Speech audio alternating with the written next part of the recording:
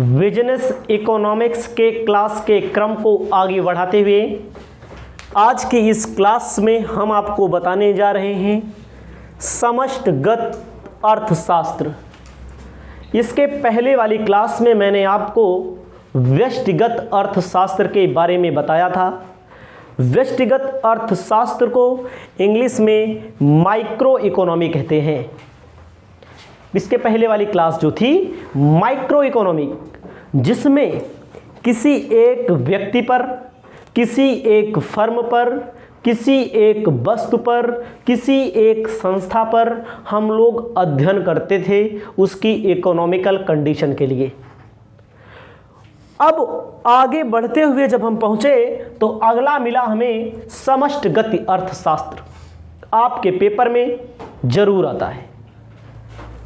समष्टिगत को इंग्लिश में बोलते हैं मैक्रो, MACRO। उसमें क्या था? MICRO, micro. इसमें क्या है? मैक्रो। मैक्रो शब्द जो है ग्रीक भाषा से के मैक्रो शब्द से लिया गया है, जिसका अर्थ होता है बड़ा। माइक्रो जो हम पढ़ते थे, माइक्रो का मतलब होता था छोटा। छोटे का मतलब व्यक्तिगत इकाइयों पर अध्ययन किया जाता था।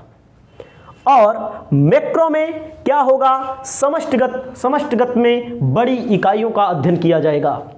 बड़ी इकाइयों का मतलब होता है, पिछले वाले में पढ़ा, किसी एक व्यक्ति की आय पर अध्ययन करते थे। यहां पर सभी के व्यक्तियों की आय पर अध्ययन करेंगे। ठीक है? किसी एक व्यक्ति के रोजगार के बारे में अध्ययन करते थे। यहां पर हम सभी व्यक्तियों के रोजगार के बारे में अध्ययन करेंगे। तो वही मैंने लिखा है, देखिए आप, समष्टिगत अर्थशास्त्र में संपूर्ण अर्थव्यवस्था से संबंधित समूहों जैसे राष्ट्रीय आय, पूरे हिंदुस्तान, पूरे इंडिया का अध्ययन किया जाएगा। पूरे राष्ट्रीय आय का अध्ययन किया जाएगा। राष्ट्रीय विनियोग मतलब होता है, विनियोग का मतलब क्या होता है पहले जान लीजिए। विनियोग का मतलब होता है जो लोग अपना पैसा किसी ऐसे स्थान पे रखते हैं जहां पर उनका पैसा सुरक्षित भी रहे और उससे कुछ रिटर्न भी आता रहे। जैसे कहीं पर FD कर देते हैं। ठीक है? आय की दृष्टि से किसी बैंक में शेयर लगा लेते हैं, किसी बैंक को लोन दे देते हैं, कहीं पर अंश खरीद लेते हैं, कहीं पर डिवेंचर खरीद लेते हैं, उसे बोलते हैं विनियोग। राष्ट्रीय आय का मतलब होता है जो पूरे इंडिया भर की आय होगी। विनियोग का मतलब होता है जो हम लोग पैसा जमा करते हैं, कहां पर? बैंक में जमा करते हैं, सरकार के यहां डाकखाने में जमा करते हैं, किसी कंपनी का शेयर लेते हैं, डिवेंचर लेते हैं। जैसे जैसे हमारी आय बढ़ती है तो हम लोग पैसा जमा करने लगते हैं। उसी प्रकार जिससे जैसे हमारी आय बढ़ेगी, हम विनियोग करेंगे, वैसे वैसे राष्ट्र की आय बढ़ेगी। एक व्यक्ति की आय के बढ़ने से कुछ नहीं होता। जब सबकी आय बढ़ती है, एक व्यक्ति वाला उसमें बढ़ेंगे, सबकी आय बढ़ती है तो उसे जहां पर हम लोग लगाते हैं पैसे को, इन्वेस्ट करते हैं, विनियोग करते हैं कि हमें पैसा मिलेगा। राष्ट्रीय विनियोग बढ़ेगा, राष्ट्रीय आय बढ़ेगी। राष्ट्रीय रोजगार के बारे में अध्ययन किया जाएगा। वहां पर एक व्यक्ति के रोजगार के बारे में अध्ययन पीछे हम लोग करते थे। यहां पर पूरे व्यक्तियों के ऊपर अध्ययन किया जाएगा। कुल रोजगार पर अध्ययन किया जाएगा। कुल उत्पादन पर अध्ययन किया जाएगा। वहां पर हम लोग क्या पढ़ते थे? एक वस्तु के उत्पादन से संबंधित, यहां पर कुल उत्पादन से संबंधित। सामान्य कीमत स्तर, वहां पर एक वस्तु की कीमत का अध्ययन करते थे, यहां पर कई वस्तुओं की कीमत का अध्ययन करेंगे। फिर से समझ लीजिए, आप पढ़ रहे हैं अर्थशास्त्र। अर्थशास्त्र में व्यष्टिगत को मैंने पढ़ा दिया है छोटा वाला अर्थशास्त्र, जिसमें किसी एक इकाई का अध्ययन किया जाता है, किसी एक व्यक्ति का, एक फर्म का, एक संस्था का, एक वस्तु का अध्ययन किया जाता है। समष्टिगत अर्थशास्त्र का मतलब क्या होता है? बड़ा। बड़ा का मतलब क्या होता है कि जिसमें कुल राष्ट्रीय आय, कुल राष्ट्रीय विनियोग, कुल राष्ट्रीय रोजगार, कुल उत्पादन एवं सामान्य कीमत स्तर का अध्ययन किया जाएगा। आपको याद होना चाहिए, बहुत पूछा जाता है। माइक्रो इकोनॉमिक, मैक्रो इकोनॉमिक बहुत पूछा जाता है। व्यष्टिगत, समष्टिगत, जो स्टूडेंट ठीक से पढ़े नहीं रहते उनको यही नहीं पता होता व्यष्टिगत अर्थशास्त्र क्या है। नाम से ही देखिए, नाम कितना कठिन है, व्यष्टिगत, समष्टिगत, इसको ध्यान रखिएगा। परिभाषा मैंने लिखा है डबल इन्वर्टेड कामा में। क्या बोला है इन्होंने परिभाषा में? समष्टिगत अर्थशास्त्र में संपूर्ण अर्थव्यवस्था का मतलब पूरी अर्थव्यवस्था अथवा उससे बड़े औसतों व योगों का अध्ययन किया जाता है। पूरी अर्थव्यवस्था से अगर कोई बड़ा है, कोई औसत हो, कोई योग हो, उसका अध्ययन किया जाएगा। अभी तक मैंने कुछ नहीं, ज़्यादा कुछ नहीं पढ़ा, छोटा उसमें पढ़ते थे, बड़ा इसमें पढ़ रहे हैं। अब देखिए क्या है विशेषता। क्या है विशेषता में? कहा गया है पहला, परिवर्तनशील समष्टि इकाइयों का अध्ययन। उसमें पढ़ा करते थे, व्यष्टिगत में पढ़ा करते थे सभी इकाइयों को स्थिर मान लेना ना, सभी इकाइयों को स्थिर मान लेना, किसी एक के बारे में अध्ययन कर लेना, उसी के आधार पर निष्कर्ष निकाल लेना। पढ़ाए थे ना? इतने लोग बैठे हैं हमारे सामने, किसी एक को पकड़ लें, एक का टेस्ट ले लें, एक के आधार पर हम अध्ययन कर लेते थे। लेकिन इसमें क्या हो रहा है? परिवर्तनशील समष्टि इकाइयों का अध्ययन। इसका मतलब होता है इसमें सबका अध्ययन किया जाएगा, जो हमेशा परिवर्तित होती रहती हैं। उनमें क्या होता था? सबको स्थिर मान लिया जाता था, सबको एक किनारे कर दिया जाता था। इसमें क्या किया जाएगा? सबके बारे में अध्ययन किया जाएगा कि नीरज के पास कितना पैसा है, धीरज के पास कितना पैसा है, मोहन के पास कितना पैसा है, कितना रोजगार है, कितना उत्पादन करते हैं, कितना उपभोग करते हैं, सबका अध्ययन किया जाएगा। पिछले वाले में क्या बताया? पिछले वाले में मैंने आपको बताया था सबको स्थिर मान लिया गया था। इनमें सब चलते रहेंगे, सब में कुछ ना कुछ परिवर्तन होता रहेगा। अगला, संपूर्ण अर्थव्यवस्था से संबंधित। संपूर्ण अर्थव्यवस्था में कई प्रकार की क्रियाएं होती हैं। उत्पादन हो रहा है, उपभोग हो रहा है, रोजगार हो रहा है, बेरोजगारी हो रही है, बहुत सी चीजें होती हैं। तो ये पूरे अर्थव्यवस्था से संबंधित होता है। परस्पर निर्भरता मतलब क्या होता है? परस्पर निर्भरता का मतलब एक दूसरे के ऊपर लोग निर्भर होते हैं। एक व्यवसाय दूसरे व्यवसाय के ऊपर निर्भर होता है। हम आपके ऊपर निर्भर हैं, आप किसी और के ऊपर निर्भर होंगे, हमारे ऊपर कोई और निर्भर होगा।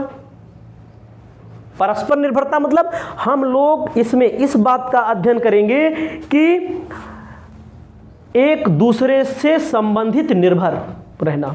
जैसे यदि एक देश अपने विनियोग को बढ़ाता है, मान लीजिए विनियोग क्या है? विनियोग का मतलब जो पैसा हम आय की दृष्टि से जमा करते हैं कहीं पर, इन्वेस्ट कहते नहीं है, इन्वेस्ट कर दिए हैं पैसा। इन्वेस्ट का मतलब होता है वहां से पैसा कुछ ना कुछ आता रहता है, रिटर्न आता रहता है। कह रहे हैं इसमें यदि एक देश अपने विनियोग को बढ़ाता है तो उसके गुणक में उसके राष्ट्रीय आय में वृद्धि होगी। इसके फलस्वरूप रोजगार, उपभोग, विदेशी व्यापार आदि में भी परिवर्तन होगा। भाई किसी देश के पास ज़्यादा पैसा आ जाएगा ना, तो वहाँ पर रोजगार भी ज़्यादा होगा, उत्पादन भी ज़्यादा होगा ना, परिवर्तन हो जाएगी एक्टिविटी। 3 लिखा मैंने।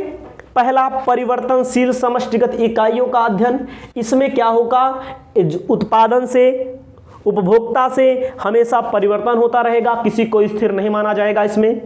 दूसरा नंबर होता है संपूर्ण अर्थव्यवस्था से संबंधित। संपूर्ण अर्थव्यवस्था का मतलब क्या होता है? पूरी अर्थव्यवस्था समाहित है इसमें ना।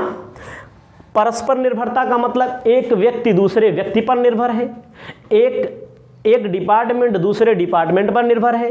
जैसे एग्जाम्पल में इन्होंने दिया है कि किसी देश का विनियोग बढ़ेगा तो उसके राष्ट्रीय आय बढ़ेगी, राष्ट्रीय आय बढ़ेगी तो वहाँ का रोजगार भी बढ़ेगा।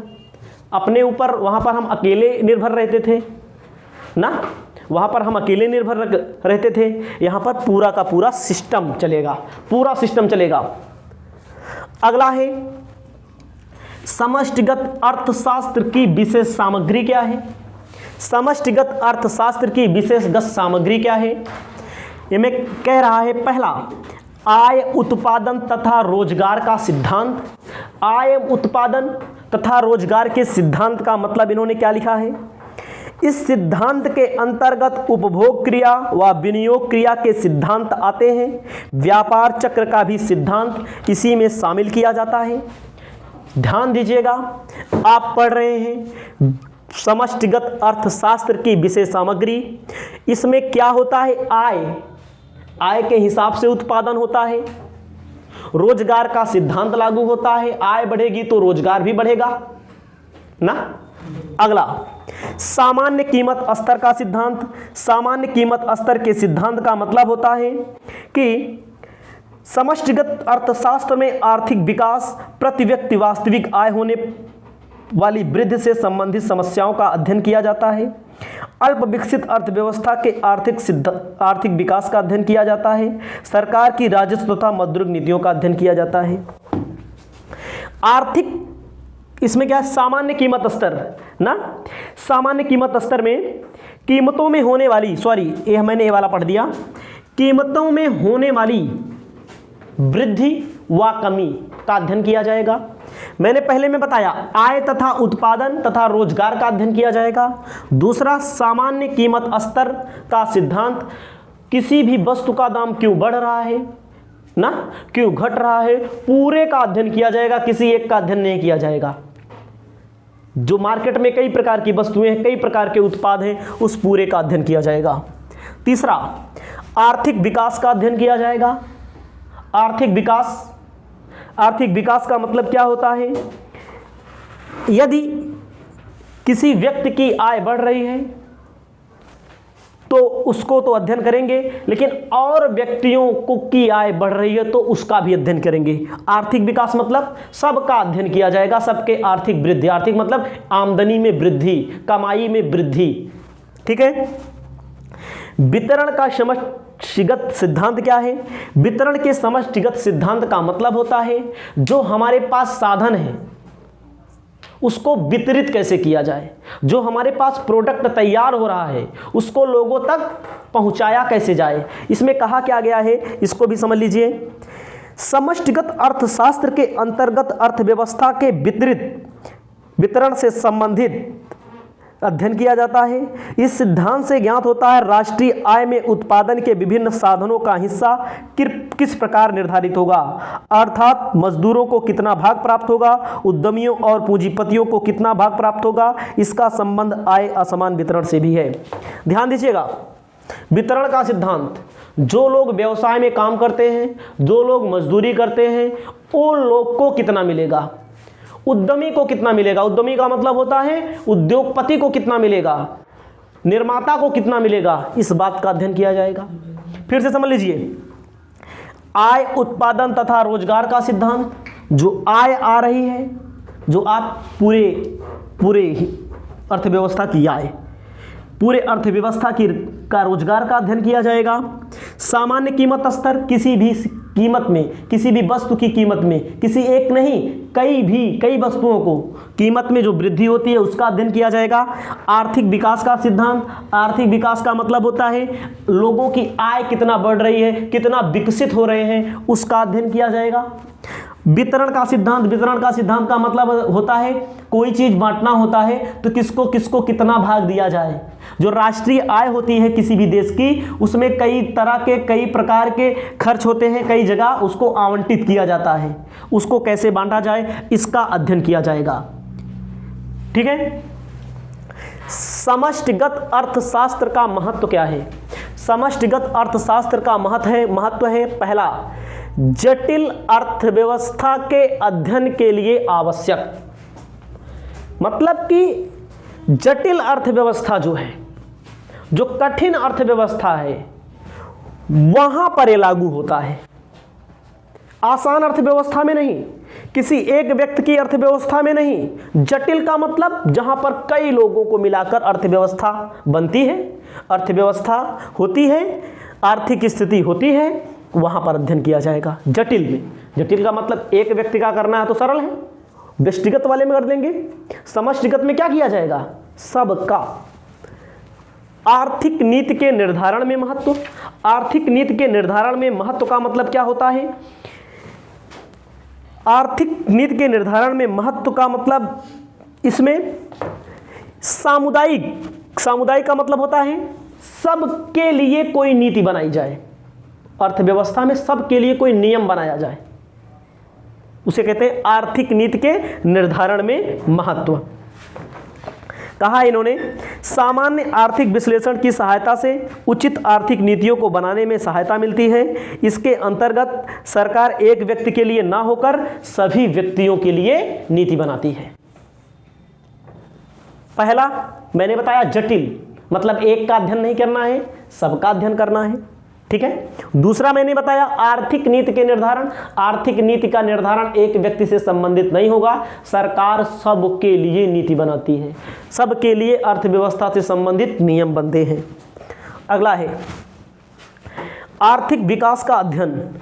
आर्थिक विकास का अध्ययन का मतलब होता है जैसे कुल राष्ट्रीय आय, राष्ट्रीय विनियोग, राष्ट्रीय रोजगार, राष्ट्रीय उत्पादन का अध्ययन किया जाएगा। समझ रहे हैं क्या कहा इन्होंने? इसको भी पढ़ लेते हैं। इन्होंने कहा है व्यापक अर्थशास्त्र की नहीं, अर्थव्यवस्था का विकास अध्ययन भी व्यापक अर्थशास्त्र के अंतर्गत किया जाता है। इसके अंतर्गत राष्ट्रीय आय, राष्ट्रीय उत्पादन, राष्ट्रीय रोजगार की योजनाएं कार्यान्वित होती हैं। समझ रहे हैं? पहला जटिल अर्थव्यवस्था, दूसरा आर्थिक नीति के निर्धारण। आर्थिक नीतियां एक व्यक्ति के लिए नहीं निर्धारित होगी, सबके लिए निर्धारित होंगी। आर्थिक विकास के लिए, आर्थिक विकास का मतलब राष्ट्रीय आय, राष्ट्रीय विनियोग, राष्ट्रीय रोजगार। अगला है मौद्रिक समस्याओं का विश्लेषण। मौद्रिक समस्याओं का मतलब क्या होता है? मौद्रिक मतलब मुद्रा, जो हमारे पास धन है, जो हमारे पास पैसा है, वो समस्याएं कैसे हल होंगी, इसका विश्लेषण किया जाएगा। इन्होंने कहा है व्यापक अर्थशास्त्र में मौद्रिक समस्याओं का विश्लेषण किया जाता है। मुद्रा के मूल्य में होने वाले मुद्रा प्रसार, मुद्रा संकुचन प्रतिकूल प्रभाव डालते हैं। मौद्रिक नीति राजकोषीय नीति व अन्य साधनों द्वारा किया जाता है। हर 3 महीना में मौद्रिक नीति सरकार बनाती है। हर 3 महीना में ब्याज की दर घटाती है, बढ़ाती है, हमेशा होता रहता है। तो उसी मौद्रिक नीति का अध्ययन किया जाएगा कि जैसे महंगाई बढ़ रही होती है ना, महंगाई बढ़ रही होती है तो उसको कम करने का प्रयास किया जाता है, और मंदी आने लगती है उसको बराबर करने का प्रयास किया जाता है। जैसे महंगाई को बोलते हैं मुद्रा प्रसार। जैसे मुद्रा प्रसार बढ़ रहा है, महंगाई बढ़ रही है तो क्या होता है, ज़्यादा बढ़ रही है तो सरकार क्या कर देती है, ब्याज के दर में, ब्याज जो उनके यहाँ लोग लोन लेते हैं उस ब्याज दर को ऊंची कर देती है, बढ़ा देती है। तो लोग लोन कम लेना पसंद करते हैं, जिसे भी सस्ता लोन मिले सब लोग लोन ले लें। जब पता लगता है मंदी, जैसे कोरोना काल आया तो मंदी आई ना, सरकार ने तमाम ऐलान किए कि आप लोन ले सकते हैं, आपको ये छूट मिलेगी, वो छूट मिलेगी, वो बात की बात है, कौन पाया कौन नहीं पाया, ठीक है। तो उसमें क्या होता है, ब्याज की दर को क्या सरकार कर देती है, कम, तो लोग लोन लेकर के काम करने लगते हैं, लोगों के पास पैसा आ जाता है। यही होती है मौद्रिक नीति। मौद्रिक नीति आप आगे पढ़ेंगे, वो बात की बात है। कीन्स का रोजगार सिद्धांत। कीन्स का रोजगार सिद्धांत क्या कहता है, एक बार पढ़ लेते हैं, उसके बाद बेहतरीन तरीके से आपको समझाते हैं। इन्होंने कहा मांग में कमी के कारण देश में बेरोजगारी उत्पन्न होगी। इसको दूर करने के लिए कुल उपभोग व्यय, कुल विनियोग व्यय को बढ़ाया जाए। इस प्रकार व्यापक अर्थशास्त्र का महत्व तो इस बात में है, छोड़िए कोई दिक्कत नहीं है। कीन्स का रोजगार सिद्धांत आप समझ लीजिए, सन 1929-30 में मंदी आई थी, समझ रहे हैं, जिसे तीसा की मंदी कहा जाता था। उस समय ऐसा था, उस मंदी में लोगों के पास काम नहीं थे, जैसे कोरोना में लोगों के पास काम नहीं थे, सही है कि नहीं। जब लोगों के पास काम नहीं थे तो सारा रोजगार ठप पड़ा था ना, लोगों का सामान बिक नहीं रहा था ना। ये क्या होती है मंदी, मंदी में सामान बहुत हो, सब्जी इतनी सस्ती थी, 2 रुपया किलो, 3 रुपया किलो, 5 रुपया किलो, कोई खरीदने वाला था ही नहीं, बाजार में ग्राहक थे ही नहीं, क्योंकि लोगों के पास पैसा था ही नहीं। तो सरकार ने बहुत दिनों बाद मनरेगा चलाया। मनरेगा बहुत दिनों से चल रहा है, लेकिन बीच में डीएक्टिवेट हो गया था। डीएक्टिवेट का मतलब है कि सरकार ने कह दिया था इससे घोटाला होता है, घपला होता है, उसकी तमाम बुराइयों को बताया, सरकार ने बंद कर दिया था। लेकिन जब कोरोना काल आया तो वही मनरेगा ने काम दिया। लोगों को 200 रुपया मिला, 300 रुपया मिला। उसी बीच में आपको मनरेगा वाला काम दिखा होगा, उसके पहले, बहुत पहले चलता था, अभी भी चलता है, थोड़ा कम चलता है। उसका उद्देश्य क्या था? लोग आएंगे, मजदूरी करेंगे, मजदूरों को पैसा दिया जाएगा, पैसा लेकर के बाजार में जाएंगे, सामान को खरीदेंगे, तो एक्टिविटी जो है चलने लगेगी।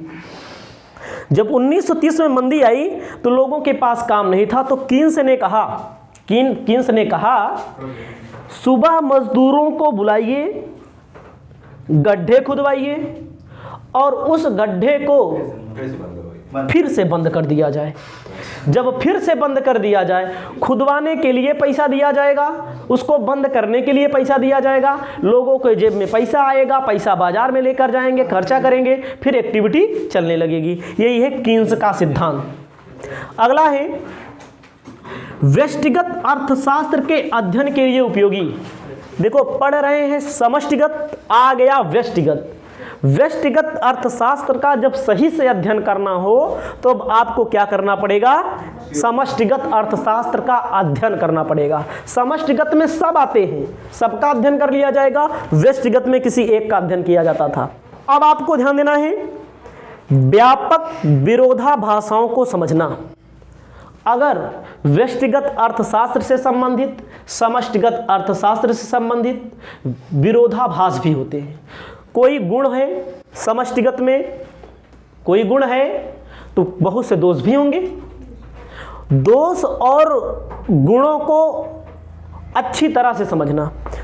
बहरहाल इसमें विरोधाभास बोला है, अगर इसका कोई विरोधाभासी विरोध है तो उसको भी इसी के अंतर्गत समझा जाएगा। इसको अपनी कॉपी में जब आप लिख लेंगे तो इसके बाद हम आपको आगे बताने जा रहे हैं।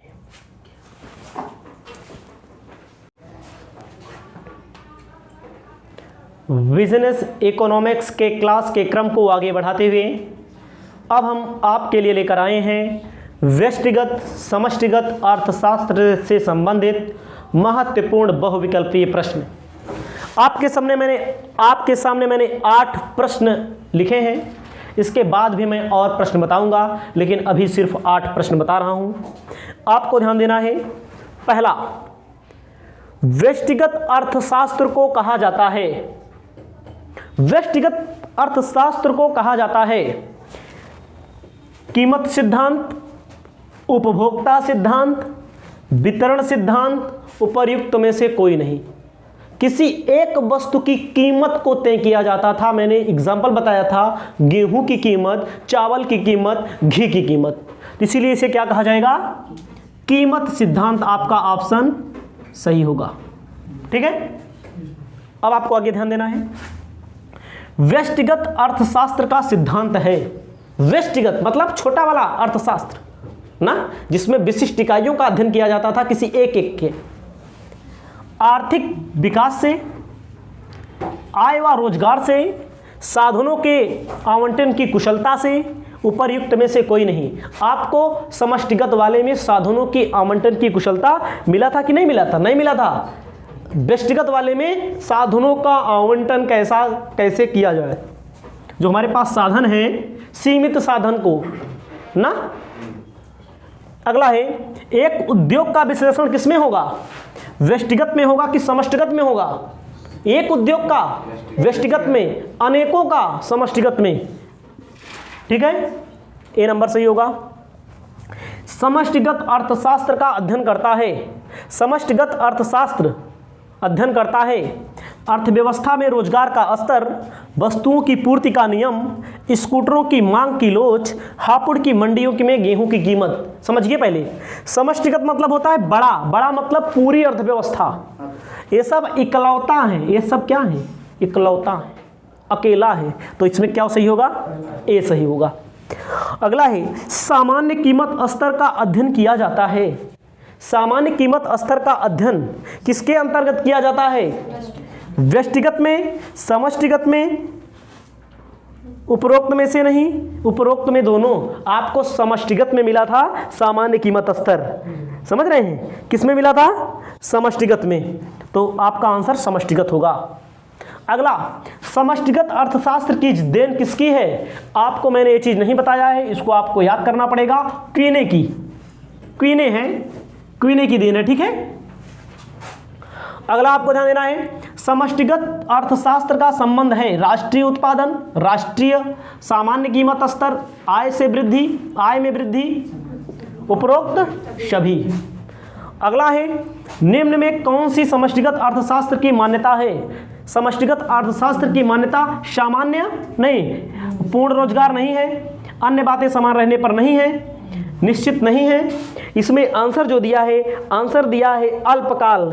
अल्पकाल में, अल्पकाल का मतलब होता है कि अल्पकाल तक निश्चित होता है, उसके बाद परिवर्तित होने लगती हैं कीमतें। इस वीडियो में इतना ही। इसके बाद वाली वीडियो में आपको और भी मिल रहा है जो इस चैप्टर से रिलेटेड इंपॉर्टेंट क्वेश्चन है, ठीक।